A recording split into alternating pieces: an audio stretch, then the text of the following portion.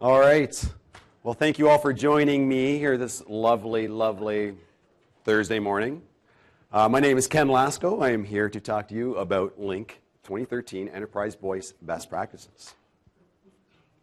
And this thing is not working. There we go. Why are we here today? Well, we're here to talk about the whys behind the hows of enterprise voice. I'm not here to show you, okay, this is how you create a dial plan. This is how you do a route and all that sort of stuff. I'm assuming that you have at least a basic understanding of all this sort of stuff. What we're here to do is learn how the best way to structure your enterprise voice deployment and talk about, okay, how to do the dial plans or what you should do with your dial plans and why, voice policies, routes, and etc. So again, I'm not here to show you, okay, this is exactly the process of going through creating a route, because you guys already know how to do that probably. I'm going to be talking about what you should do or why you should do things a certain way. So I'm going to basically assume that you've already got a fairly good understanding of the core concepts. So we're not going to be spending a lot of time on that sort of stuff. And at the end of it, we're going to go through a demo of the Lync Dialing Rule Optimizer. How many people here are familiar with the Lync Dialing Rule Optimizer? Okay, good. The rest of you aren't? Well, you will be by the end of this. So who am I? I am not David Hasselhoff. So everybody who came to this session expecting David Hasselhoff, which I expect is probably half of this entire room, you could probably get up and leave now because, yeah, the Hoff is not going to be making an appearance. But my name is Ken Lasko. I selected that picture because one day back in 2008 probably, when Chuck Norris facts were all the rage, I was looking for a picture of Chuck Norris and somehow stumbled upon that picture instead and said, yeah, that's going to be my avatar from here on in. So ever since then, that's how I've been known, and I've kind of built a brand around that. So far, the Hoff hasn't noticed me, and so I haven't gotten any trouble yet. So I'm from the lovely, lovely city of Toronto, Ontario, Canada, which is also home to the infamous Mayor Rob Ford. Love that guy. I mean, I would never vote for him, but man, he provides so much entertainment. It's unbelievable. He's just a media's dream. It's fantastic. I work for a company called Buchanan Technologies. They're out of Mississauga, Ontario, for anybody who knows the area. I've been there since the year 2000, so I've been there 14 years, which is crazy, considering before that job, the longest I ever stayed anywhere was like 2 years. So my background, like a lot of people in Lync, came from Exchange and Exchange originally, and then got into OCS, and then, of course, it built into Lync. I've been an MVP now, proud MVP for 3 years running. Very happy about that. And that's based around the contributions from my blog and also the Lync Dialing Rule Optimizer. So you can see my optimizer at linkoptimizer.com or uckenblogspot.com. And you can reach me, also see me on Twitter. You might have seen some of my silly, stupid attempts to be funny at Ken Lasko, and also using the hashtag LyncComp14. So I'm going to scare you right off the bat here. First thing, I'm going to throw E164 terminology at you. So, because this is something that I'm going to be harping throughout this entire session, is E164. So if you were going to hear me talk about what E164 is, it probably helps to know what E164 is. So E164 is the internationally recognized telephone number format for the entire world. Every number in the world corresponds to this format. So for North America, so it's going to be the country code, followed by the area code, if your country happens to have an area code, and then with a local number, and usually with a plus in front of it. So with North America, the country code is 1. Some people might not actually know that the country code is actually 1. You just think that that's what you dial for a long distance, right? Whereas in other countries, you dial long distance by dialing 00 or something like that. So in London, that's 44. The area code's 207, followed by 678 digit local number. So E164 is what you're going to be seeing me talk a lot about this. So it's good to know what it actually means. Something that you don't hear a lot is RFC 3966. And what this is this defines the format for a telephone number in SIP. And SIP is Session Initiation Protocol. It's kind of the backbone of everything we do in Lync. So all that is, it just takes the SIP or the E164 number and encapsulates it into a tel URI. And so the tel colon is the tel URI part of it, followed by the global number, which is an E164 format, and then possibly an extension at the end of it.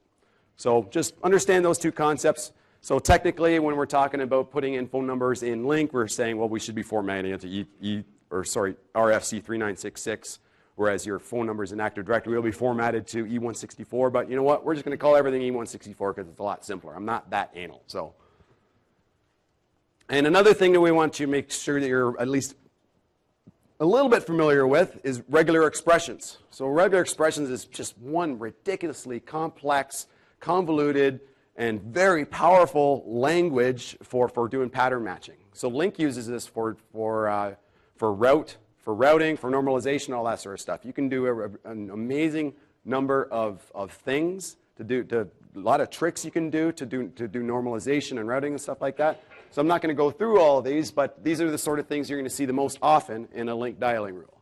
So if you go through the wizard, you might not see some of these things, but you always have the ability to go in manually and then start getting kind of funky. So there's a great site when I was looking for resources on regular expressions. There was actually a great one that's very Lync specific at that blog post there. I don't know who that Hani Taha guy is, but he did a great post, and I recommend anybody who's interested in learning regular expressions to go take a look. And then when you're playing around with it, with regex, trying to figure out different things, like I'm always trying to do different regex and trying to figure out how to do things a little more efficiently, a little better, or a little more powerful. There's a great website that I use called regextexter.com, and you can use it to test your regex. Imagine that. So before you get started in Lync, the first thing you need to be looking at is your Active Directory phone numbers. Phone numbers in Active Directory are the things that are actually displayed in the Lync client. The tell URI, like the phone number that you actually assign in Lync for enterprise voice, is actually not displayed to anybody by default in the Lync client. So if you just define a tell URI and don't actually do anything in Active Directory for a phone number, you're not going to see any phone numbers when you pick that guy's name from a list. So what Lync does, it's going to display any office, mobile, home, or any other phone number it's an Active Directory that it can recognize. And this is the key here, something that Lync will recognize. So just 2 or 3 numbers, it may not recognize. You may have to normalize these sort of things into something that Lync will be able to understand. So Lync will display phone numbers that it can recognize for Lync objects, for people who aren't actually enabled for Lync, or even non-user objects, like even contact objects or something like that. So if you're always calling like a specific number for a customer or something like that, you could actually just create a contact object in Active Directory, and then when someone types that name in, it will show up in Lync. So it can be very, very powerful. So AD phone numbers. So again, it's very important to be consistent in formatting your Active Directory phone numbers. I like to make sure, I encourage people to ensure that all your phone numbers are formatted in E164 format. So again, make sure that everything follows that standard of country code, area code, local number. So format numbers as they exist, or as you would see them in a phone book, rather than how you commonly dial them. Like one common thing is like especially in the UK, is a lot of people dial 0. When they put a number on a web page, they might put 440, which is the local or the national dialing code, followed by the number, which works great when you're dialing it from within the UK, but if you're outside the UK, you dial that number, and you're going to get a big fat, meh, meh, sorry, can't reach this number, because nobody outside of England understands that 0 is actually not something that you're supposed to dial when you're coming in from the outside. So again, I want to make sure that you format everything to the way that things actually are and think, okay, well, if someone might be seeing this number who's not from the UK, let's make sure that it's something that can be dialed globally, like around the world. So just make it display properly. So you don't need to just do a string of numbers like you see in an E164 number with no spaces or anything like that. Format it the way that you normally see in your country. So in like North America, we always like to put brackets around phone numbers with dashes and spaces and stuff like that. That's totally fine. Lync will parse that stuff out. You don't need to consider these things in your normalization rules. Those things are automatically stripped out, so you don't have to worry about, okay, am I going to get the person, what do I do if someone types in a bracket? That's okay. Lync will exclude that sort of stuff. So it's not necessary to include the plus. So I got some examples here. So good examples on the left include something like that. All those ones there, periods, dots, whatever. Bad examples on the right include, just for a North American number, just having the area code without a 1 in front of it. An extension, just 234. That's also very, very bad. Bad, naughty. And then also, again, like I used before, the 44020, putting that 0 in there, which is actually not dialable from outside of the UK. So again, why should I care about E164? Really? It's like, okay, you're thinking to yourself, okay, wait a minute. I'm out of one country. I actually got one location. So why do I need to worry about this sort of stuff? Well, AD is global. So if you do have in more than one location, you happen to be in more than one country, it's very important that people are able to click on that from another country and be able to expect to dial it properly. So local formatting for one country is not going to work in another one, which should go without saying now, right? And also, another more important thing is that you might be saying, well, again, I just got one location. What do I care? But again, if you're federating with other companies, you can share your phone numbers with those other companies. And again, if you're formatting things incorrectly, like if you're just presenting an extension, how is someone going to click on that phone number or that extension from outside of your company and be able to reach you? So again, it's very important for both those situations to just say right from the get-go, do E164.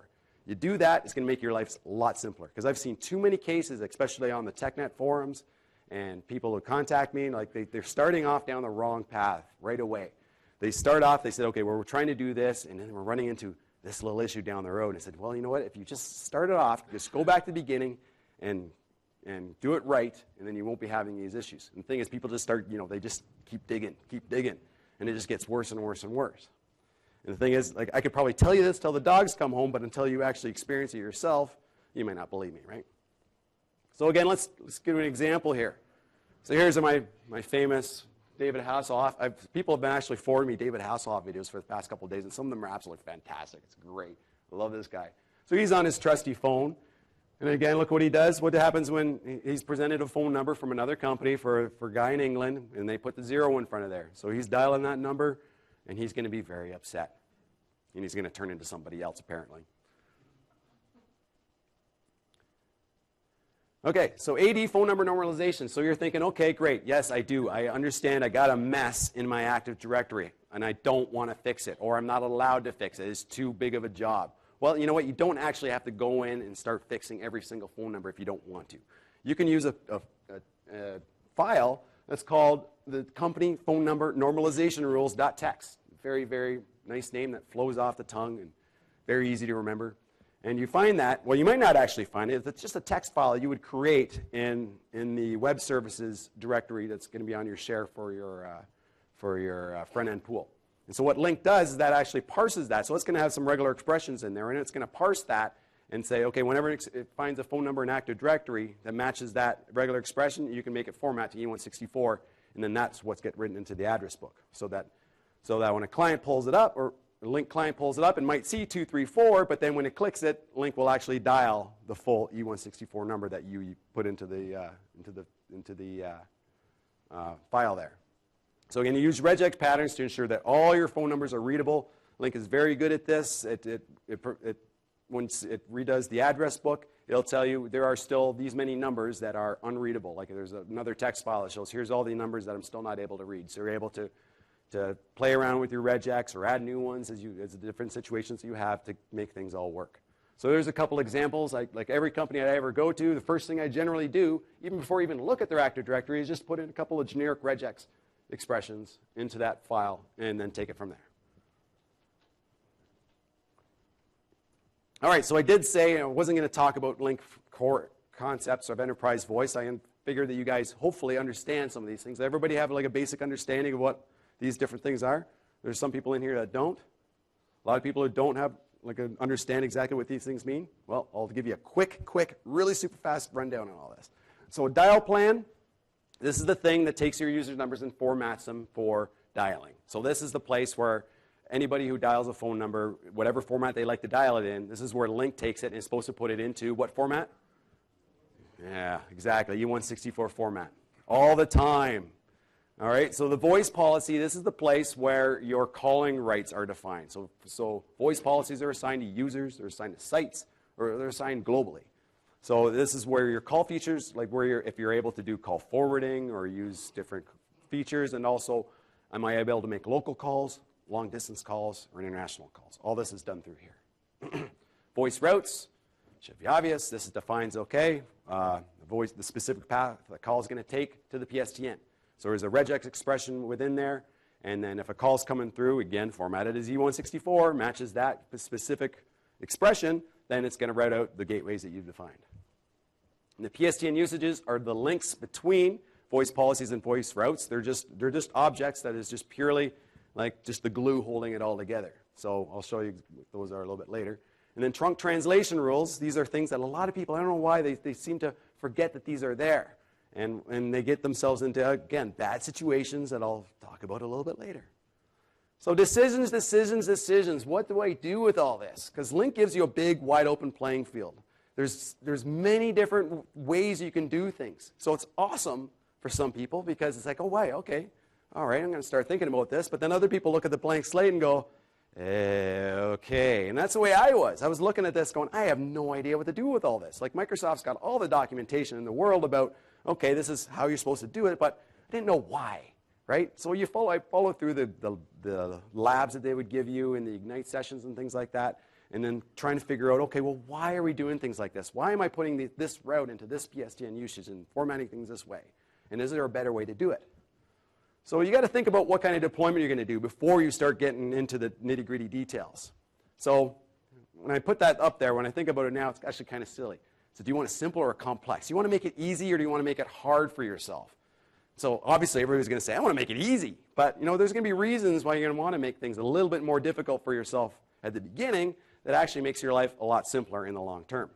So again, plan thoroughly. Understand what you're about to get into before you get going. Because changing things like naming conventions and stuff like that, it's harder to do once deployed. Like it's not like you said, okay, well, all right, I went through this. Okay, I understand the reasoning because I went to Ken's session, but I didn't listen to him right off the bat. It's hard to go back after the fact and change names because most of these are baked once you've created them.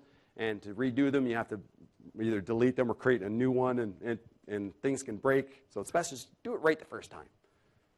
Anybody know Mike Holmes? Holmes Inspection? Yeah. Do it right the first time. Yeah. Okay, so naming conventions. So again, you're given a wide open field in Lync. There's nothing to say that you can't create rules any format that you want. But I like to say, okay, stick to a convention. Use one standard naming convention for everything. For your voice policies, normalization rules, everything.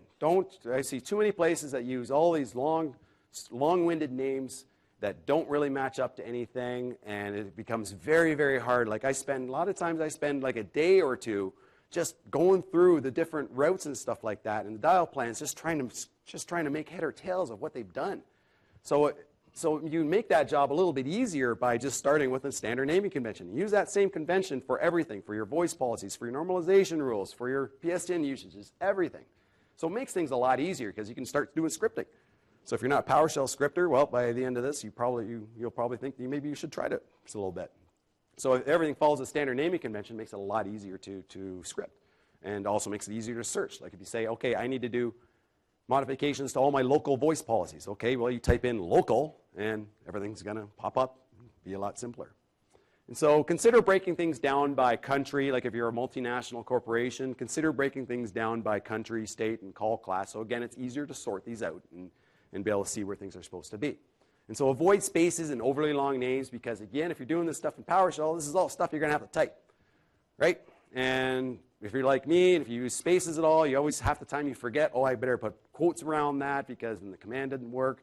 So I always say just avoid spaces entirely. Keep the names relatively short so that it's easier to understand and easier to work with.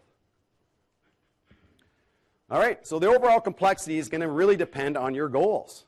I am all about keep it simple. Like I don't want to do needless complexity just because, hey, it's going to impress the heck out of somebody. I want to keep it simple because, well, it's less work, right? But the thing is, if you want to do certain things, like if you want to prevent some people from making calls, certain types of calls, you want to prevent your common area phones that are in the lobby from making long-distance calls. You want to say, okay, everybody in the company can make long-distance calls or national calls, but they can't call internationally except for the executives. Or then if you want to leverage least cost routings as well, if you want to do any of those things, then you might want to consider a more complex type deployment. So with a complex deployment is what happens is you create a set of voice policies, routes, PSTN usages for each site in each call classification type, and which means for local calls, toll-free calls, national calls, international calls. And this is an example of what things would look like. So for two sites, so we have a London site and a Toronto site. These are the sort of, for routes, this is how many routes we could end up with to do that. So it's a fair number of routes, but the thing is, there's tools out there that allow you to actually automate most of these things, which we'll talk about a little bit later. Now, in a simple deployment, it's a lot. You're just creating one route, one voice policy, one route, and one PSTN usage for each site. And again, follow your naming convention and just use something like all calls. So it's a lot simpler. You're thinking, yeah, that is a lot simpler. But again, back to that previous slide, if you want to do any of these more advanced features, you're going to want to go with the more complex thing. So pros of doing a simple deployment is that, well, again, it is pretty simple. There's less of everything, right? So if you've got a big multinational company with 100 Lync sites, having just being able to do an all calls type thing makes it a lot simpler. Like instead of having like literally hundreds of routes and dial plans and things like that, you might have, well, 40 or 50, right? A lot fewer of them. So it's a lot easier to troubleshoot and manage, but again, it's a little bit limited. Thing is, you can't do least cost routing. You can't limit call forwarding or limit calls to international numbers or things like that. It's by its nature, it's allowing pretty much everything. So complex deployments as well. It is very, very flexible, very granular. Like I'm using this at a fairly large site with 40 different sites scattered around North America and South America.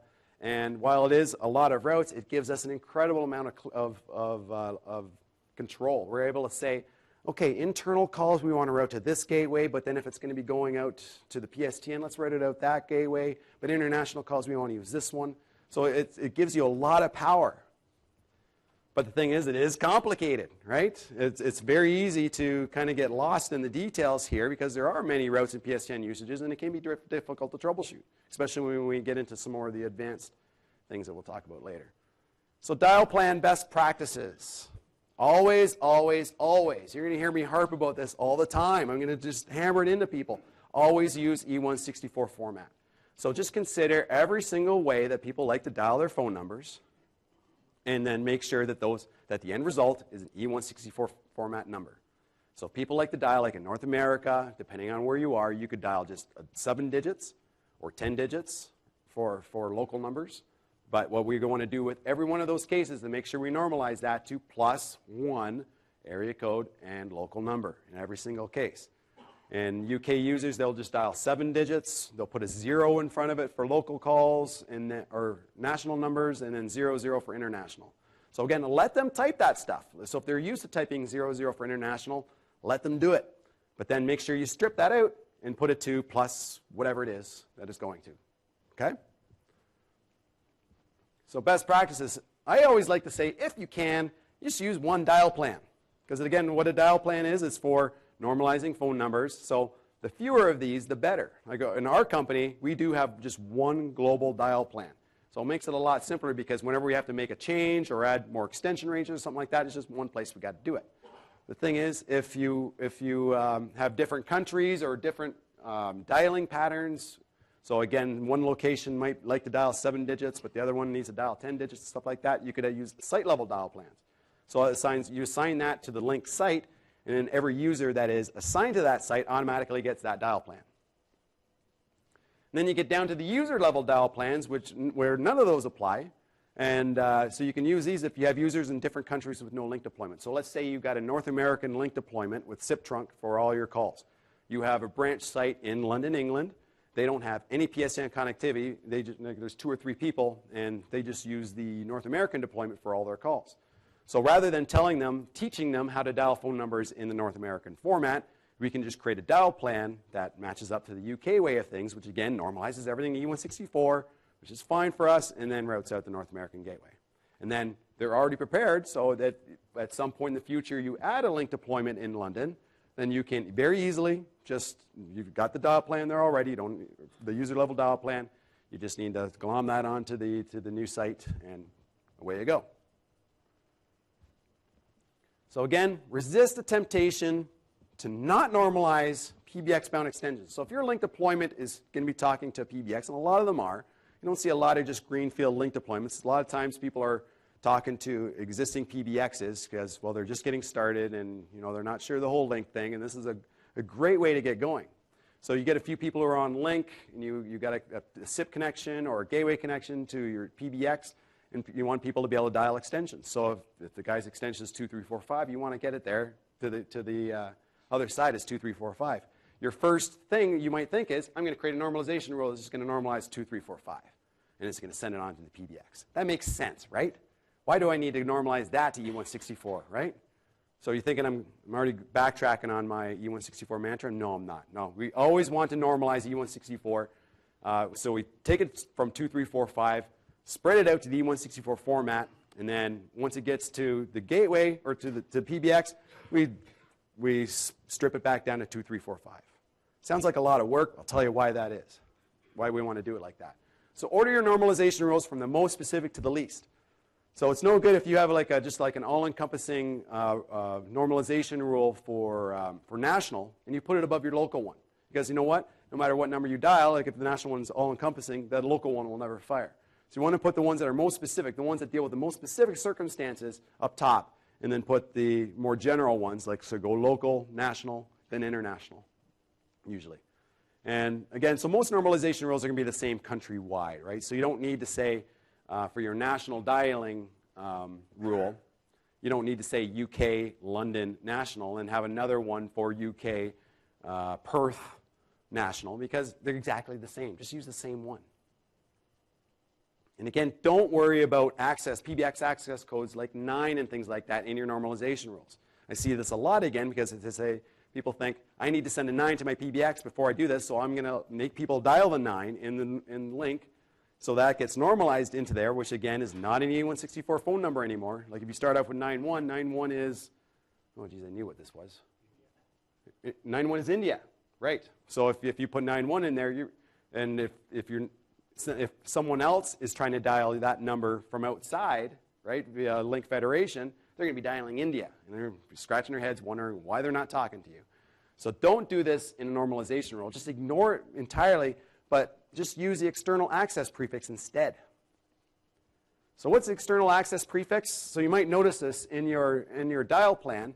You might notice external access prefix. So this is where you put your if you have to dial a 9 or something like that, this is where you put that, right there. Don't do it anywhere in your normalization rules. And so you put it there, and you're actually not going to see any evidence of this anywhere else. If you're doing your testing of your dial plans and stuff like that inside of Lync using the test case configuration there, you're not going to see that anywhere. It's not going to show up. But it's doing some magic in the back end. So every normalization rule that you have for internal extensions that you're normalizing E164, you click this little checkbox here, internal extension. And so what that does, in essence, like it's a little more complicated than this, but I don't want to spend too much time on it, is that when the prefix is dialed, so this is meant, okay, I get to specify that this is not meant for Lync client dialing. Like if you're using the soft client, you're used to just dialing, like punching in the phone number and then pressing dial, right? But then people with phones, they're used to picking up the phone, hearing a dial tone, and then they start dialing the phone number, right? That's the way things have worked for a million years, whenever phones were invented, right? Million years, 1,000 years, I don't know, whatever. And the funny thing is when you realize what's happening in Lync is when you pick up a phone and you hear a dial tone, you're not hearing an actual dial tone. You're hearing just like an MP3 or a WAV file of a dial tone, which is kind of cool when you really think about that. So what happens when you pick up a phone and you dial, when you're dialing off-hook dialing, Lync is going to ignore normalization rules that are marked as internal extension. And so you go, okay, so what does this mean? All right, so let's do an example here. So let's pretend that I'm Joe User. This is an old-time style phone, and I want to dial a Vancouver local number that's 604-555-1234. We have normalization rule that already exists for normalizing 10 digits to proper E164 format with 1604, blah, blah, blah. And then we also have a norm rule for 4-digit extensions that just so happen to start with 6. It's not unusual, right? There's nothing wrong with that. And so with 4-digit extensions, they normalize to a DID of, say, 604-222-6000 or 6XXX, okay?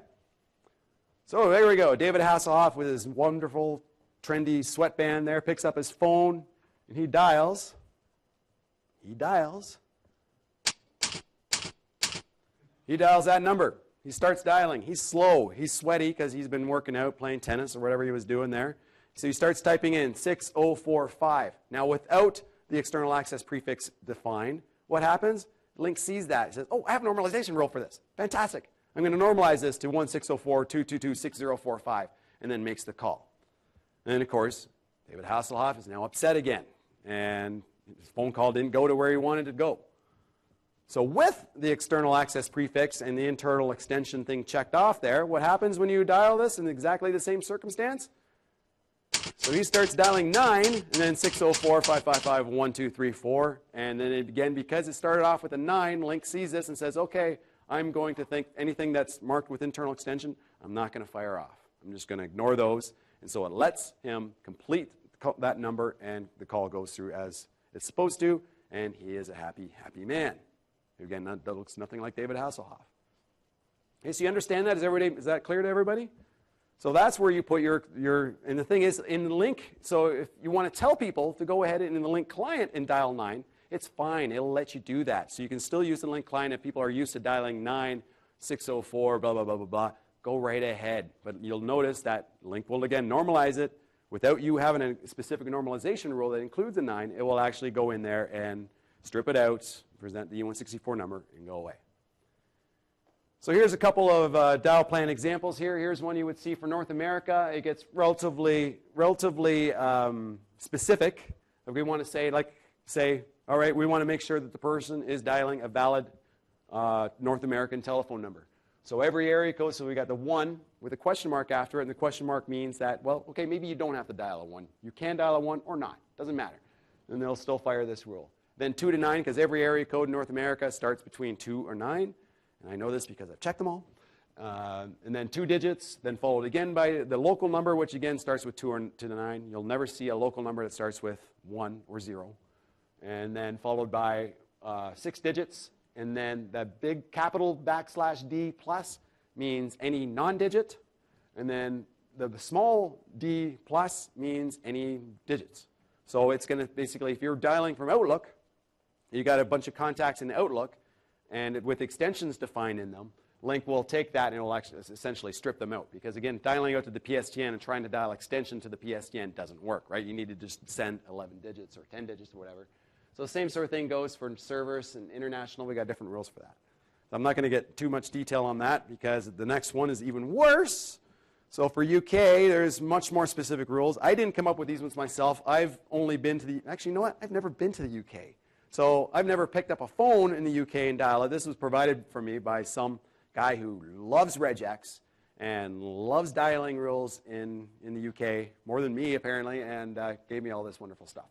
So this will provide valid phone number dialing in the UK. Now, there is an argument that says, well, why do you need to do all that fancy stuff? Why don't you just say, okay, if someone dials a 0 followed by any string of digits, normalize it to +44 and those things. You can do that. I'm not saying it's wrong not to, but I am of the mind of saying that, okay, I want to give the user feedback whenever possible, if they're dialing a proper number. So if they're dialing a local number for London, and they put in 4 followed by 7 digits, that's not apparently a valid number for London in the UK. So I don't want to normalize that. I want to be able to give the user a hint saying, this isn't going to be a call that's going to work for you. So rather than letting them normalize it and then dial, and then it goes through the whole system, and then they get the, sorry, or, of course, this is not a valid call. Sorry, please try again later. I'd rather give them that feedback right off the bat so that it's going to work fine. So again, it's personal preference. There isn't a right way or wrong way here, but it's just easy. It's better, especially when you got a tool that does this for you. Yeah. So in the previous slide, when you had the internal extension numbers, suppose I have an extension number that's 2345, 2346, but the internal extension numbers for the users. Does it need to go all the way to the PBX and come? No. What happens, yeah, so the question was what happens if we have extensions and you normalize 2345 to E164? Is it always going to go out to the PBX and back? No, what happens in the Lync is that if it does a reverse number lookup. So if it normalizes it and it finds a match, it finds a Lync user who's enabled with that phone number, it's going to send it to them first. It's only when they don't find a match that it's going to send it off to the next hop, which could be the actual PSTN or PBX or something like that. All right? No, it's not a user thing. This is done just at that normalization rule level. You don't need to do anything at the user level to define whether it's an internal extension. It's dealt with at the system level, right? So voice policies. So these things determine your calling capabilities and the calling behaviors. So what happens when, or like what routes your calls take? Are you able to make this call? Do you have do you have the rights to do it? So are you able to use things like doing transferring calls? Like I don't understand why you'd want to not allow people to transfer calls, but it's obviously there because somebody needed that thing. And then it's always easy to add more later. So again, only create as many as you actually need. And so you assign your calling features by checkboxes, and sometimes you have to do it in PowerShell. And then you assign your calling rights via these PSTN usages. So we'll talk about those ones a little bit later. So PSTN usage ordering is critical here. So this is where you actually do all your least cost routing, your failover routing. Everything is done here. It's not done in other places as we might see later. So what I like to do for voice policy best practices is that, just use site-level policies where possible. So site-level policies are assigned to Lync sites. And again, anybody who's actually, like the Lync user who's at that site will get that policy. It's a lot simpler, so when you're enabling users, you don't have to go through a bunch of checkboxes saying, okay, let's voice policy, let's pick that one or do this. Just use the site one by default, and then you just leave everything else at automatic. Away you go. Go away. So you assign the most typical call classes to capture the most users. So if for the majority of your population, you say, we're going to allow national dialing. And then for just the executives, we want to allow international dialing. Then we use the site-level policy that allows national dialing, and we assign that to, well, it gets automatically assigned to everybody. And for the executives and things like that, or the common area phones that require less calling rights, you create user-level policies. So these ones are assigned manually by Lync Control Panel or PowerShell. And so you can, for smaller groups of people, you can either add more calling rights or subtract them. So for example, you could do an international policy for executives and things like that and assign a local policy to common area phones or students who are coming in for the day or something like that. So voice routes, again, to define the actual call paths that a call is going to take. So what it does this by going through your PSN usages, and it looks at the routes that are assigned to those PSN usages from top to bottom. It says, is there a regex pattern that matches the number that I dial? And if it does, then it's going to dial out the PSN gateway that's assigned to that route. So you want to make your voice routes as specific as you require for your specific call class. So if you're dialing, if you've got a route for local numbers, make sure that that route is only going to fire for local numbers. If you make it a little too wide-ranging, like for everything, then it's not a local policy anymore. So again, there's nothing here stopping you from doing that, but it's going to cause you pain down the road. So if it's called a local policy or a local route, make sure that it's only going to route local calls, right? And again, so avoid overlaps, and it might end up giving people more rights than they should. Yeah. All right, so create as many routes as you require call classes. So if you have a route, if you need routes for local, because you have people who are going to be able to make just local calls, and national, international, create those number of routes. So again, if you adhere to 164, if E164 format, it's going to make your job a lot easier because you've already normalized everything in E164 at the dial plan level, so you know what you're expecting. So you're able to say that, yes, I know that if a call comes in starting with a 1, I know that that is a national number for North America. I don't need to think, well, what if they didn't dial a 1? So, well, it doesn't matter because I already dealt with that at the normalization row level. So this makes your life a lot easier. And don't fall into the trap thinking that you could assign gateways, PSTN gateways. So if you have a Lync deployment in, let's say, an example here, Dallas, Texas, and you have another one in Dayton, Ohio. Don't make the mistake of saying, okay, well, all right, I want to do failover routing here, so I'm going to assign for my national route, I'm going to put my Dallas gateway up top, and then put my Dayton one below that. So what's going to happen here? Survey says, no, not going to work. What this does is just going to round robin calls through this. So that your Dallas people might all of a sudden find that their calls are routing, half the time they're routing out the Dayton gateway, which might not be so bad for national calls because it's probably going to be the same cost anyway, but what happens if you put in a gateway in here for London, England? Then all of a sudden half your calls are routing out through London and they're costing a heck of a lot more money, plus they're going across the Atlantic and back, so there's going to be a lot of latency involved. So again, just like Richard Dawson, I love the sound effect, so don't do this. Only do this if you do have multiple gateways in the same site that you do want to load balance between, because it's just going to round robin between them unless one of them is down. So again, PSTN usages, we talked before, these are the link between, not LYNC, but it's the LINK, that's the link between your voice policies and your routes. So you assign your routes to your PSTN usages from this side, and then you assign those PSTN usages to your voice policies. Right? So again, usually you're going to match up your PSTN usages with your routes. So you assign your routes and match that given location and call class. So you're going to have a PSTN usage for Dallas, and it would be a local. So you have a Dallas local PSTN usage. And you assign all the routes for Dallas local, or all the local routes for the Dallas local PSTN usage to that, and then put that to the voice policy. Does that make sense? No. Whoops. So the call route that a call takes is defined by the order of PSTN usages in a voice policy. It's not explicitly defined anywhere. That, like, you're not going to see this in the interface saying, okay, this is what this is doing, but this is what's happening. Because what Lync does is you're assigned a voice policy, right? So let's just say this is the site policy for international there. This is user policy for international. So what Lync does is that when you make a phone call, it starts at the very top, the very first normal, or the PSTN usage that it sees, and it says, okay, I'm going to see, does this call match this route? And so it looks at the PSTN usage, and then looks at the routes associated with that. If it finds a matching route for that, it routes out there. If it doesn't, it moves on down the chain and keeps going until it finds a matching route. And if that route is down, then of course it ignores that and moves on down the chain until it's able to find a matching route. So what this does is it gives us a lot of power in how we do things, especially when we're using like a complex type deployment. So you can do failover routing where you can automatically send calls through a secondary, tertiary, as many as you want. Like there's probably an argument that said, really, do you need to have like a tertiary, a third PSTN usage, a backup for local calls? But you never know, right? It allows you to do it because, again, that wide open playing field gives you that option. Okay? So all you have to do to make that happen is you just put your main one. So if you're talking about your Dallas deployment, you put your local or your national PSTN usage for Dallas first, follow it up immediately below that with the one for your backup one in a different part of the country. So again, if the Dallas one is down, then it will automatically use the Los Angeles one for routes.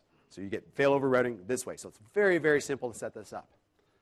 So again, it's possible group them together to avoid long distance or toll charges, excessive toll charges. Like you don't want to make your backup route, unless it's your only option, the London one. Because again, if Dallas has to be down, then all of a sudden every single call is going to go through London.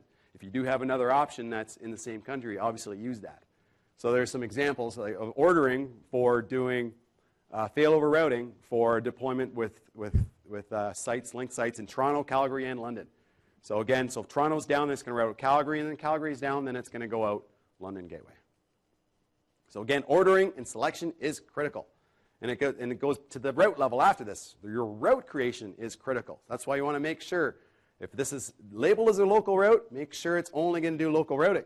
Because it's very simple easy to accidentally give people more calling rights than you expect by incorrect creation of your routes and things like that.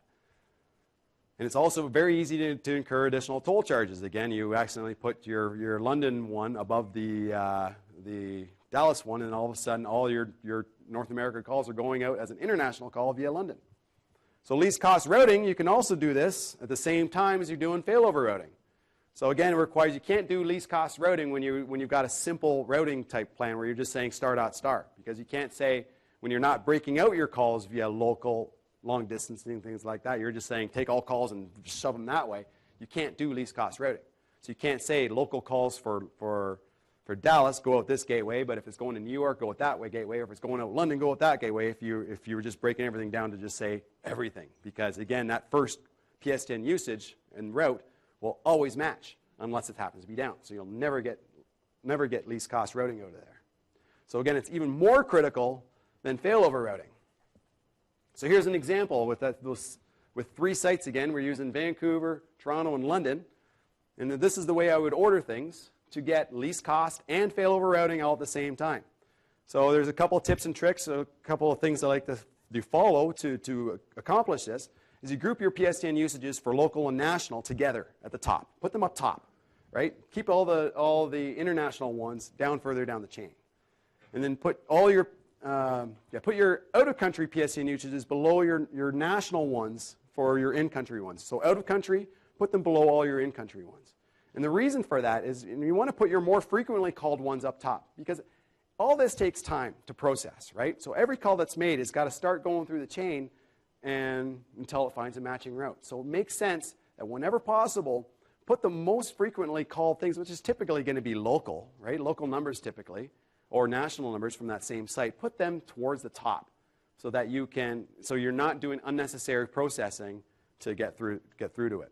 So in this case, we're dealing with our Vancouver site here. So we put Vancouver local at the very, very top. So that's the first one it hits, and for probably 60-70% of your calls, depending on your users, will go out the Vancouver gateway. So it's going to hit that first hop, goes out, away you go.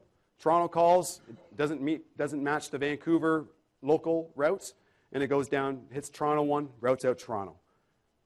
And then same goes for national and things like that. So if the national level, it's basically breaking out as a failover routing here. So it's going to go out Vancouver by default forever. Unless Vancouver is down, then it'll select Toronto. And then we get into all our international, like the UK ones. We can do least cost routing. So any call to the UK would use the UK deployment. And again, saves a lot of toll charges. And then clustered at the bottom, we do all our international ones. So anything that doesn't match any of those ones above, we'll route out first via the Vancouver gateway, then Toronto if it's down, and then London if it's also down. Okay? Make sense? Nod and smiles? Yeah? Fantastic. Beautiful. Trunk translation rules. All right, so we use these to format numbers as we require for the next hop. So again, those people who I see that they put in the zeros in their normalization rules, and they put 0, like if they start off with a 0 for their routes, or 011 for international calls. You don't need to do that there, because even though that's what people will see, it's not the right way to do things. Because again, if you normalize North American international calls to 011, and you normalize it to that, and you have routes for that, but then you also try to route things out using that format out the London gateway, because Toronto happens to be down, London's not going to know what to do with that, because it doesn't know what to do with 011. It's not expecting 011. It's expecting 00 as the international prefix. So this is where you're going to put all the things that you need to send onto the next hop. So if you're sending things to a PBX, you need to put a 9 in front, put it here in the trunk translation rules. If you need to put any digits, like for an international call from North America, this is where you put the 011.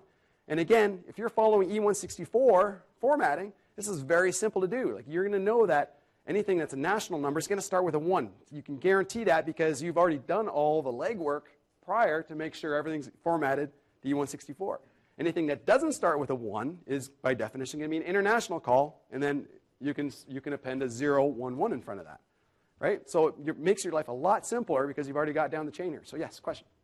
What's the use for the external dialing option in the dialing rules where it says you have to use this number to dial? Yeah, that's what we talked about earlier. That's the external access prefix for the off-hook dialing. So again, that gets stripped out. All that is gone. It's not used at all. Like, it's just used for making people happy, essentially, and for those off-hook dialing experiences that we talked about earlier. Like, all the grunt work happens behind the scenes. People don't even see it. So they don't have to dial a 9 or anything. They just dial a number like it is, and away it goes, right? Yes?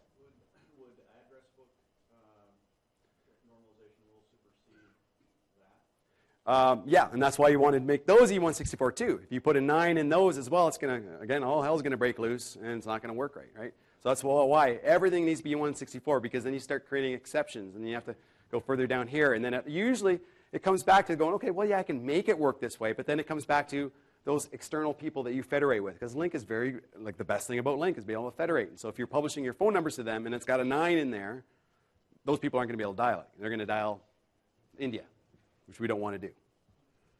So here's some examples for trunk translation rule examples. See that wonderful one up top? So you need to, because this is the way things work in North America, right? So 416, a 416 number in Toronto may not be, or 905 number may be local or may be long distance. We don't know, right? So you need to actually go look up. There's a tables out there where it has every list of every local number. And then you got to go through that and manually create the regex to do that. You know, it's a little bit of work, right? It's not bad. Or you could use a tool to do this. I'm sure there's a tool out there that might do this for you, right? So there's some examples of normal or trunk translation rules. And so it takes all those numbers that match that exact criteria. And so for anything that's international, any number that doesn't start with a 1, we put a 0, 1, 1 in front of it and then send it on its way. You strip the plus off it and send it on its way. Other examples, again, like you could just say every single phone number, put a 9 in front of it to send it to the PBX. Or you could also have a normalization rule that's going to strip down your extensions back down to 2, 3, 4, 5. So extensions. So reasons to use extensions in Lync. Well, Microsoft's examples that they use all throughout TechNet for almost 90% of everything they do involves companies that use DIDs for every single one of their users. There are not that many numbers in the world. Plus, they can get expensive.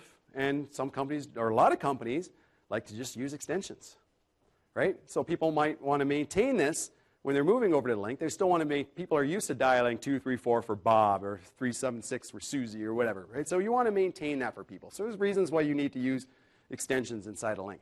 So again, use E164. Have you heard me say this before? E164. So format their phone number to E164 format. One with the ext equals at the end of it in their tel URI. Like in Active Directory, you don't need to use the ext equal. It's ugly looking. You can just put an X in there as long as you have in that company normalization rules.txt, as long as you have a something that captures that and makes sure it normalizes it properly. So again, resist urge just to send it as 2, 3, 4, 5, and I'll tell you a little bit why later. And you've got to make sure that every single number is unique. So I always like to say is use your base number for that office, and then as the main part of the number, and then the ext part, the extension part, is their extension. But be careful. Don't, if you're going around, you're creating like an auto attendant because it's the main number, or you have a receptionist who picks up that main number coming in, things are not going to work very well because Lync will see that number coming in and go, whoa, whoa, whoa, whoa, whoa. I got a whole bunch of people here with this phone number as a base. I don't know where to send it. And it throws up on you and says, gives you a 485 ambiguous error. If you were to look through the Lync logs, you would see this. So you got to make sure that every single phone number in Lync, including the incoming one that's coming to your reception, goes to an extension. So here's an example of what we would do to numbers. And it seems like a lot of work. So I'm taking 2, 3, 4, 5. I create a normalization rule that puts it at the E164 format. That's exactly how we would do it, right there. With the 2 and the \D3. And then you assign a route to that. That sends it to the PBX gateway. For that number, you don't need to go right down to the extension level. You could just say, all right, I'm just going to create a route for just that main number, send it to the PBX. And then you add a trunk translation rule to strip it back down to the extension. And again, why? Why am I doing all this silly work? I'm just going to send 2, 3, 4, 5 at the end of it anyway. Well, why are you going through all these tasks? Because it is easier to deal with routing and trunk translation when you are following the same standard. And also, all right, today you're putting in Lync as just a trial.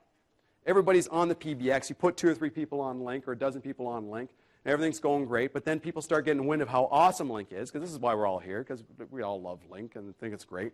And then you start thinking, okay, well, I'm going to start migrating people to Lync, but I want to maintain their same extensions. So if you just normalize to 2, 3, 4, 5 for everybody's internal extension and pass that on through, but you do decide to follow E164 formatting for the tel URI for that user when they get migrated, all of a sudden, well, I'm at 2, 3, 4, 5, but I'm not normalizing that number to E164. That call's never going to go to them. It's going to route to the PBX. PBX is going to say this user doesn't exist anymore, and the call's going to fail. So you're going to have to think, oh, really? Okay, well, Bob just migrated over. I need to make a translation rule or a normalization rule that takes 2, 3, 4, 5 and normalizes it to E164. Okay, great, done. Then Susie comes along tomorrow, 2, 3, 4, 6. And then Bob, Cindy. Everybody else comes along. And the next thing you know, you've got just a massive number of normalization rules, and your life has become utter hell. So again, it's simpler if you just went right from the very beginning and think, what if one day we go to Lync? How do I want to make my life simpler? So this is the reason why you want to do this. Okay? Question? Why are you sending it back? Can you go to the previous slide, please? Why are you sending it back to the PBX 2345? Lync should have picked up that as a local extension for the user, and it should have done a local lookup and then Yep. That's what happens. So normalize the E164. It says, is there a user with blah, blah, blah, extension 2345? No? Fine. I'm going to send it off to the PBX. Trunk translation rule says strip it back down to 2345. Okay? So that's what happens. It's always going to do a reverse number lookup first to see if the number matches in Lync. If it does, it's not going to go anywhere further. It's going to go on. Let's keep more questions till the end because I'm not going to have enough time if I keep answering questions. So incoming numbers, so here's a special case again. Incoming, a lot of your phone calls are coming into one number. You might have just one number coming in. You're going to have to make sure you normalize that number to extension, because otherwise you're going to get that E164 error, or sorry, that ambiguous error. So again, here's another special case, is if you've got a SIP trunk provider providing your telephony, oftentimes they may send a plus in front of the phone number that's already coming inbound. If they can't turn that off, it's going to be a problem for you, because Lync sees every phone number that comes in with a plus already assigned. It assumes that it's already formatted E164 format. We don't need to do anything further to it, which is a problem, I think. I think they really should be able to say, yes, okay, you should be able to do more, have more control over it, but that's not currently the case. So if your SIP provider sends your main number in as E164 format and you need to append an extension to it to send it to the response group, you need to use a workaround. And there's a workaround that I created with the help of Michael Greenlee, who did a session on advanced scripting, because I'm not a programmer, a way that you can get around this so that the incoming number will get routed to a proper extension. Okay, special cases, inter-trunk routing. So this is something I see all the time in deployments, is when you're creating in your trunk configuration where you're doing all your calling number translation rules or your call number translation rules, there's a space in there that showed up in 2013 for inter-trunk routing. And it's not really described so much as that. It just says associated PSTN usages. Doesn't make a lot of sense. So what happens in here is you can use this to use Lync as basically your core of your telephony system. So you can say, all right, I'm getting inbound phone calls for this range of extensions.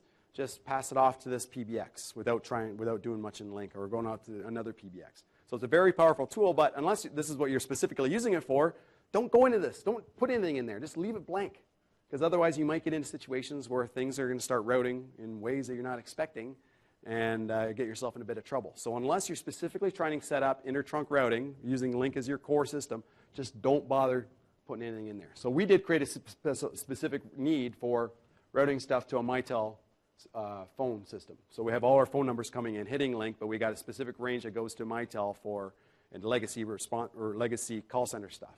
So we just created a specific route and PSTN usage, assigned it to that, and away it goes. So a call comes in, matches that number, routes off to the Mitel. And here's another one. I'm just going to go through in one slide what Doug Loudy's session took 20 or 30 slides. His was much, much more informative than mine. If you missed it, I definitely recommend downloading it later to check it out, because Doug Loudy is the godfather of enterprise voice. He's fantastic at this stuff. He's much better than me. So what you can use location-based routing for is that you can route calls based on where the user is today, rather than what it is by default, which is based on what server the user is home to. So I'm in the Toronto office today. I can make sure that all my calls will route out the Toronto gateway rather than going across the WAN to wherever that Lync server may be. So it's a very, very powerful tool. There's a summary of the steps. I'm not going to get into exactly what this is, but it's all PowerShell based. There's nothing in the GUI for it. But again, it's a very, very powerful thing. Like, it was originally meant for dialing in countries like India, which requires you to say, okay, when people, you can't use least cost routing to route calls over your WAN to an external location. I guess they like to make sure they get all the money for international calls or something like that. I'm sure that's all the reason it is. But this is originally created to make sure that you're compliant to that sort of situation. But you can jiggle it a little bit to make it work for you, so you can say that every single call is going to route out the local gateway. And it follows the same sort of thing. So a voice routing policy works exactly the same way as just a regular voice policy. So you assign PSTN usages to it, and it routes via that. So again, location-based routing, it applies to all people-enabled users at that site. So you want to make sure you assign the most permissive PSTN usages for that site. In the earlier session, I actually had this incorrect, and Doug I didn't even notice. He was sitting back in the room, and he kind of piped up after. He said, that's actually wrong. I'm like, whoa, what? So I had to listen to him. So I assumed that it was a little bit more, a little less flexible like this, is that I thought that if you were in that site, that those policies would apply to you no matter what. So if you were assigned a voice policy that was only let you do local dialing, and your voice routing policy, your location-based routing policy allowed international dialing, it would let you do international calls. But it's not the case, call authorization is still controlled by the assigned user's policy, so which is great. And again, Voice 303, you have to go back in time now or download it later today or tomorrow, and you can get some information on this. So if you don't have time for all this, what are you going to do? There's a lot of work in there, right? This is fantastic and all this sort of stuff, but, well, let's cue the trumpets and the angels and all that sort of stuff. And this is a tool that I created. Now, I got to preface this is something that I personally created. This has nothing to do with Buchanan Technologies. Our lawyers were told me to say this. But this is a tool that I created in my spare time. It actually started off in 2007 as a VB script that I ran locally. If anybody knows Clive Graven, he's a Microsoft guy out of Calgary. We got into big arguments back in the day because before this script existed, we could only normalize our numbers to just 905. We didn't put the 1 in front of it because we didn't have any way of determining with any sort of accuracy whether a phone call going out was supposed to have a 1 in it or was supposed to strip the 1 in it. So we just left it to the user as you would with a normal phone system, and we weren't following E164 best practices. So we even put in Active Directory, we put our users' phone numbers as just 905 because, again, we wanted other people in the site to be able to reach those numbers without it not working. But, of course, it broke because we were fed away with Microsoft, and whenever they tried to dial our numbers, they were dialing 90, which is, God, I used to know these things, somewhere else in the world. It doesn't work, right? So we got in this big argument. Well, how am I supposed to do this? The list of local numbers for Toronto is 700 digits long. Am I supposed to type this all in? This is insane. So he went, and he did some thinking, and he came up with an Excel spreadsheet. It was very manual, a very manual process that got to some level of optimized regex that we were able to punch in there. It was a very, very long process, very manual and very prone to error, but it worked. And it got me to thinking, there must be a better way to do this. I'm going to try my hand at programming. Let's see how well this works. And the only thing I knew at the time was VB script.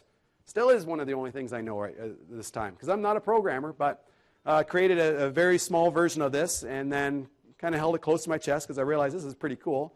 Let it know other people in Microsoft started emailing me saying, hey, can you do me a dial rule for me for this? So I would run it, email them the results, and everything was happy. And then I figured out, hey, apparently you can turn VB script into ASP script very simply. So then I figured out how to do a web page. And so this is where it all came from. And it's expanded from there. And it went from just having local dialing rules for just North America to dialing rules for now 67 countries. Customized, localized dialing rules for everywhere in North America. So again, you don't need to worry about, you just punch in your phone number for your specific site, and it's going to spit out the exact proper regex for that location. You can punch into Lync. You can do simple or complex dialing rule examples like I've shown here. You can roll your own naming conventions. So if you don't like the one that Lync spits out or the optimizer spits out for you, you can roll your own. It'll do location-based routing for you. So if it detects you've already defined Lync sites, that you would notice if you went to Doug's session, it'll detect that and ask you, hey, do you want to do location-based routing? Sure, why not? And it'll also automatically do least cost failover routing for you. So it basically encompasses this entire presentation. So what I could have done, and I wish I did, I could have just put the Lync optimizer on a loop and it curled up under here and died. Would have been awesome. But we went through this anyway. We can do blocking of premium numbers. We can do all kinds of, we can deal with extensions and then call park and all kinds of crazy stuff. So how many people have used the Lync the dialing room optimizer before? Cool. How many people have never even heard of it before? Okay, cool. Now you have heard of it. Okay. Fantastic. So let's go. Let's try this all out. All right. So we are on the internet. Let's make sure we are still on the internet. So this is the linkoptimizer.com website. So anybody who's now doing the drinking game about the Lync optimizer, now's the time to start chugging it back. Come on. There we go. All right. So here it is. So all you got to do is it's pretty straightforward. You just select the country. So I've got dialing rules for all these different countries. We're adding more all the time, or I'm adding more all the time. So people will just email me and say, hey, can you do dialing rules for so-and-so, such and such a country? And I say, yeah, well, sure. Yeah, why not? Because originally it was created before Lync 2010, before PowerShell existed in Lync, and it was made for OCS. So it was originally designed to work in audio codes and dialogic gateways. So I still have that legacy stuff in there. I still see people from time to time using that, but It's mostly just the Lync stuff. And then you enter, for North America, you just dial in your area code. So we're going to do Toronto, 416, let's say 223. All right, and then it automatically shows you this is what the format of the rule is going to look like. If you don't like that, and I don't. So the people that have used the Lync optimizer, how many people like the format where it includes the 6 digits in there as part of the rule? Some people do like it. How many people don't like it? Okay, so I've taken a poll, very formal poll, and did the same thing on Tuesday, and I'm going to strip those out because now because I never used to have the ability for people to roll their own dialing rules. So now, with that, so I can give those few people who do like to put the numbers in, we can still let them create those custom rules. So, but I typically like to just say, I want to just say ON-Toronto for the dialing rule. And here's where you can put your external access prefix, like we're going to use 9. We can use extensions. We're not going to worry about that right now. And you can do all these different things. Like SIP trunk connection, what that does, it just basically says, because SIP trunks typically will accept E164 format, so this one just says, I'm not going to create any trunk translation rules. It'll just send out E164 to the SIP trunk. And you can block premium numbers for everybody, and so you can use what's the unassigned number range within Lync to basically spit out a message saying, you're not allowed to make this phone call, and then you can get real fun and actually send it to somebody, and like HR or something like that, saying, what are you doing trying to dial 900 numbers? Get really embarrassing real fast. And you can do other neat things like call park, and you can allow caller ID block and stuff like that. And they can even, because things are changing all the time. Like once you put these rules into Lync, like for your local dialing rules, you're going to see like it's just a huge mass of regex. And these regex is changing all the time. Like they're always adding new numbers to the pool. So if you sign up for updates, every time there is an update, you'll get a PowerShell script with just the updates for those dialing rules, and away you go. So all you got to do, you just do that. You hit generate rules, you hold your breath and hope the demo gods are shining on you, and they are not. Let's see, it is. Perfect. Beautiful. So there we go. We got dialing rules for Lync, and all you got to do is you can go to this little thing, which takes you to my website, which gives you a very, very long-winded explanation of exactly how to do things, because this is assuming this isn't something you're just going to take. I just installed Lync. I've never done anything with it, and just go. It's expecting you've already configured your PSTN gateways. You've already got that set up, because I don't know how you're going to do that. So I expect that those already exist. But then everything else can be blank. Just create those PSTN gateways and trunks in Active Direct or in the topology builder and take it from there. And you just open this puppy up, and you're going to see a ridiculous amount of regex, or a ridiculous amount of PowerShell, while we wait for it to open. Can't be verified, too cheap for a certificate, so nope, can't be verified. And here's the resulting PowerShell. It's insane. A lot of work in here, a lot of different stuff in here. So rather than going through it, figured we just run it. So I've already preloaded some of these in here. So here's our existing. This is a clean deployment. We got the default voice policies and everything that already exists when you have a brand new deployment. So what we're going to do is we're going to run the optimizer for Toronto. And it's going to ask you, it's going to detect all the Lync sites you've already got deployed. So we've got 2 of them in here. And so what site ID are we going to apply these rules for Toronto? And then it's going to see, okay, so let me break down what this hypothetical Lync site is. We got a central Lync deployment in Toronto with a PSTN access point out in Vancouver and one in Toronto, and we also have a Lync location in Europe. So it's an international company with very small presence. So we have 2 gateways that are assigned to this site, so we're going to say, obviously, well, I want to assign this to the Toronto gateway. It only makes sense.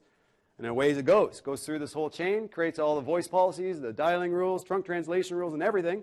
And even if it notices that you've created Lync sites and subnets that says, okay, here's all the subnets that are defined for my Toronto site, it's going to ask you, okay, I see that you've done this. Do you want to apply location-based routing? Do you want to go down this little rabbit hole? Well, if you're not sure what you're doing, I try to make sure of this, because once it's in there, and you might not, if you don't know where to look for it, you're going to be like scratching your head when calls aren't working, like when a Vancouver user comes over and things aren't working the way you expect. It's best to just say no sometimes. Just like your mom always said, just say no. I'm going to say yes. And then I'm going to say the Toronto site. And this is coming out, by the way, because again, due to my erroneous understanding of how this worked, I can now just say, we're just going to apply the default voice or PSTN usages for that site to Toronto here. So rather than breaking it down to local and all that stuff, and then it does it. It's all done. So now we go back into our voice, our dial plans and everything like that. We see we now have a site level voice policy or dial plan for Toronto.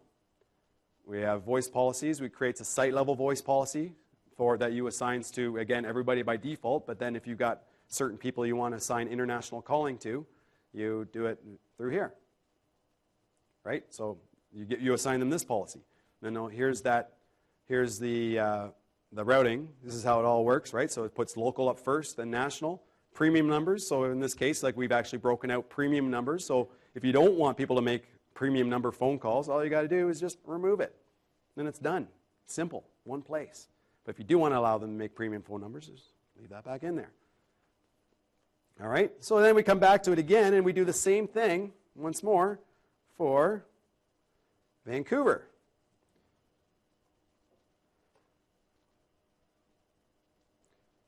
So you see it automatically updates, like you have to take the real name base, but I'm going to change this to just BC Vancouver.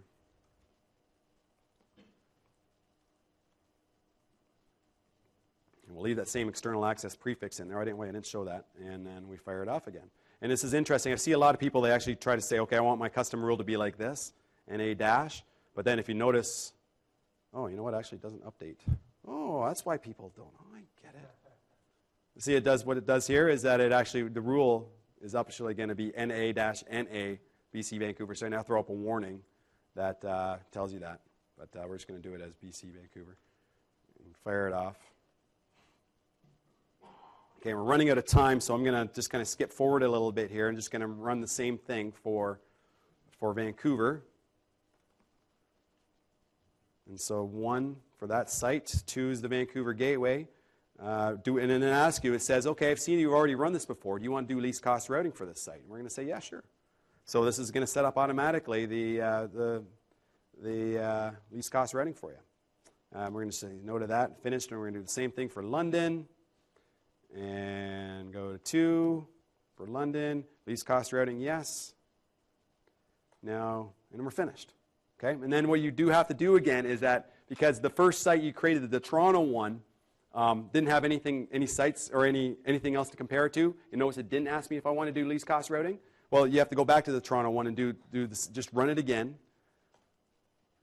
Do it for the one gateway. And then say, yes, I want to do least cost routing, because it only does what it knows that it already exists, right? So then fires it through, and we're not going to bother again. And then we go back and we take a look at things.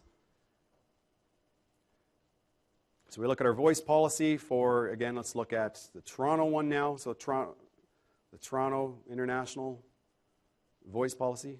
I wanted to say International Film Festival there for a second. So you'll see that we got all the PS10 usages ordered for least cost and failover routing.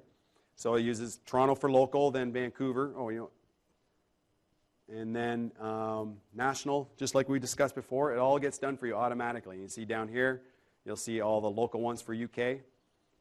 We dig through to the trunk configuration, specifically for Toronto. We see that, was it Toronto we did the 9s? Oh yeah, I didn't do it the second time. Or was it somewhere else? Yeah, I didn't do that. Yeah, so here, if I did this quite properly, which I forgot to do, but it would have put the 9 in there for all your numbers that were getting sent out. Okay, so that's the Lync dialing rule optimizer. It's very powerful. It gets you 90% of the way there. There's always going to be edge cases that it's not going to deal with, but it'll get you most of the way there and save you a ton of work. So if you've never used it before, try it. You might like it. So takeaways from this session. What do I want you guys to take away here? Guess what? Yeah, you think? Yeah? So E164, all the way, man. That's where you got to start. Make sure everything's E164. It's going to make your life a lot simpler. So you got to make sure you understand the interplay of all these elements before you go to it. Like if you're doing this, or if you're doing it all by yourself, make sure you understand everything.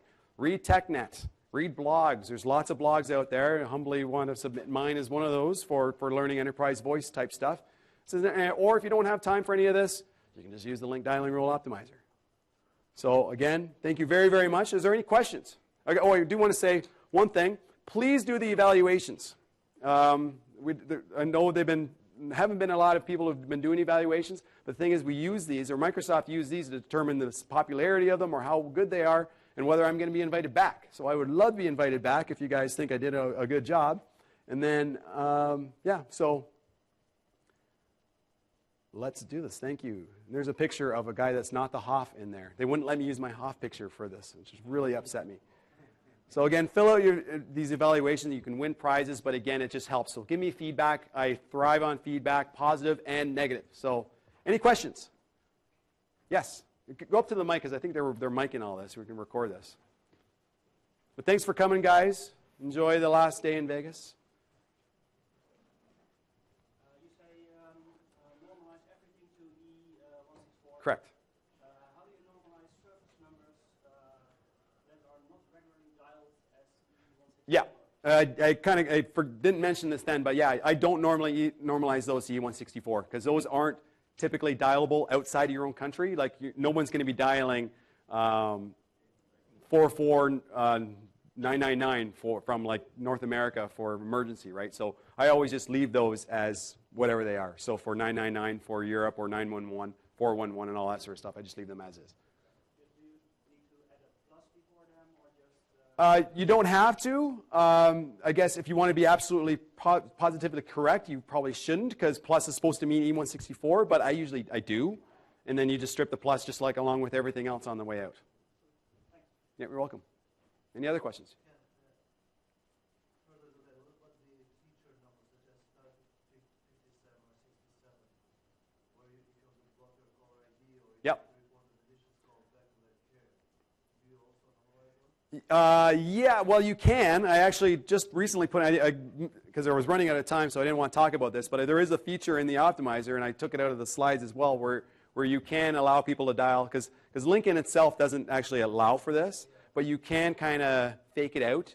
You can create a normalization rule that will normalize to, if someone puts the star 67 in there, and you create a special route for that, and in that route, you define an alternate caller ID, and then so anytime anybody dials star 67 and then that number, it'll use that alternate caller ID on the way out. So it's in there's a checkbox in the optimizer, so if anybody's interested in what that does, try it out, or you can go to my blog and I describe how it all works there. Any other questions? Yeah? When you're blocking premium numbers, without assigned numbers, did you add 976 in there yet? I took it out actually, 976, because I think 976 doesn't generally exist anymore. It still does? Okay, it doesn't exist in Canada because I did have it in there at one point, but then I took it out again. So the block, there's again another option. You can either block numbers individually, like just by using voice call or using the PSTN usages, or you can use this unassigned number range where we talked about, so you can say block all 900 numbers for everybody. Doesn't matter who you are. Nobody can ever dial it, and give them that nice, wonderful message. But yeah, 976 isn't in there right now, but I could put it in. Yes? If you come across a country like Mexico that's not in the optimizer, Yeah. is it like a central resource to find information on their dial plan? So what I use for my resources is I use the ITU website, which gives you a good amount of information about dialing plans and stuff like that. I've gotten pretty good at parsing through all these things and figuring out how it works. And also Wikipedia. Sometimes for a lot of countries has excellent information on it. It may be a little out of date, but I usually default to the ITU website because they have documents on there that describes all the dialing plans in most cases. So yeah, so Mexico is one that's always been asked for, and I haven't figured out a way to do it yet. I just figured out New Zealand, so anybody hears from New Zealand, because New Zealand's dialing rules are almost as messed up as North America, because most places in the world, dialing rules are relatively easy, right? Like if it starts with a 2, 3, 4, it's going to be a landline. If it starts with a 7, it's a mobile phone. North America, it's nothing like that, right? You have no idea if it's, in any case, if it's local or long distance, which is why it exists. Yes? If you have just 234 in active directory for an extension, you're using active normalization rules to fix that in Lync. Yep. When you federate, are people going to get E164? They're going to see, now correct me if I'm wrong, I think they're going to see 234, but when they click it, it should dial the full number. Yeah. Yeah. Yeah. Correct me if I'm wrong, I'm pretty sure that's the way it works. Anybody can confirm or deny that? Yeah, displays, yeah. But what actually is dialed is the E164 number. Perfect, yep. Yes? Can you change optimizer that the optimizer understands when you